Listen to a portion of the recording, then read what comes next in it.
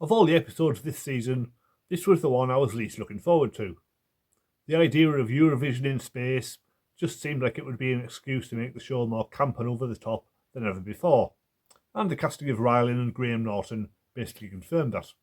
And it was indeed all of those things, but there's also two massive lore reveals setting up the finale, so it turned out to be one of the most important episodes of the season, though certainly not one of the best. Visually it looks spectacular, setting a massive space station full of 100,000 people. Unlike the well, they don't all look human. Technically none of them should be human, as the human race goes extinct next week. But at least we get some proper aliens this time, like the Dugadoo and Liz Lizardine, and also the Cat Lady who presents with Rylan. The main villains are the Hellions, played by Freddie Fox and Iona Anderson, who have distinctive little horns which are quite cute, but they are treated as an oppressed minority, subjected to racial slurs, and their planet is strip mined for honey. Their cause is certainly sympathetic, but the fact that they jettison 100,000 people into space and try to kill another 3 trillion ensures that you can't really sympathise with them too much. When the Doctor finds himself floating in space, we get the first big surprise of the night, as his granddaughter Susan pops up, urging him to fight on. There's been rumours of Carol Ann Ford returning for years.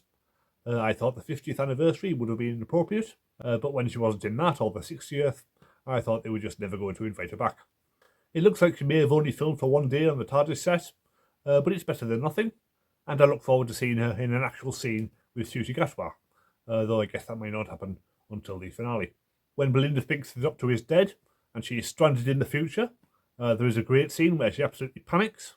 It's totally understandable, as anybody would do that in that situation, and it's a welcome moment of real emotion among all the madness, which includes the Doctor blasting his way back to the station using a confetti cannon, very much in keeping with the overall tone of the episode. Eventually the Doctor confronts Kid, and he ends up torturing him. It's the darkest we've ever seen this Doctor get. Normally he's just very casual and lightweight, so seeing him violently hurt someone is quite shocking. I mean, the guy did try to kill trillions of people, and for all the Doctor knew, Belinda was one of his victims.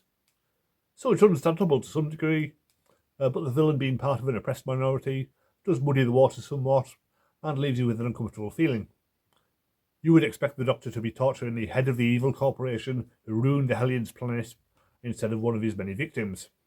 Maybe he'll get round to that in the finale, but there's more than enough loose ends to tie up already, so probably not. The ending does leave open the possibility of Kid coming back, which is not a bad idea. Freddie Fox was very good, and there's more to be explored with the character. In an attempt to show that not all genocide survivors become murderous terrorists, we get the character of Cora, the token good Hellion, who had to saw her horns off in order to be accepted, and her final song is a way of promoting the Eurovision message of inclusivity and acceptance, which is laudable in theory. It's sung in a fictional language, which brings back the feeling of watching a Eurovision song in a language you don't understand, so you can feel the emotion of the singer without understanding everything that they're singing about. It's meant to be the big emotional climax, but it's all a bit trite. She sings the song and automatically ends all racism forever. I don't think so somehow. The ending sets the scene for the finale, as Graham Norton, of all people, tells the Doctor that the Earth will be destroyed on May the 24th. Which, by an amazing coincidence, is the same day the next episode airs. And when they try to go back there, the TARDIS doors explode. This has never happened before, as far as I know, so it's a fine cliffhanger. The final twist comes in the mid-credit sequence, as Mrs. Flood reveals herself to be the Rani, which was not really a surprise, as it had been rumoured since literally her first episode. What was a surprise was her bi-generation into Archie Panjabi. She's a fine actress and she should do a good job, although she does seem to be channeling Kate O'Mara's arch camperness at the moment. Hopefully she might tone that down a bit, or it could get a bit much. It's a bit weird that Mrs. Flood immediately turns into her subservient companion. Hopefully they will explain what's going on there, as well as all those times that she broke the fourth wall. Overall, it's a weird mix of camp nonsense and dark political commentary with some major plot reveals. It's probably the most typical Russell T Davies episode yet. And he didn't even write it. Juno Dawson gets the credit. So if she becomes the next showrunner, I guess we can expect more of the same. Great. Next week, it's Wish World. Presumably the Doctor and Belinda will join forces with Ruby and Unit to fight off the Rani, Mrs. Flood and Conrad.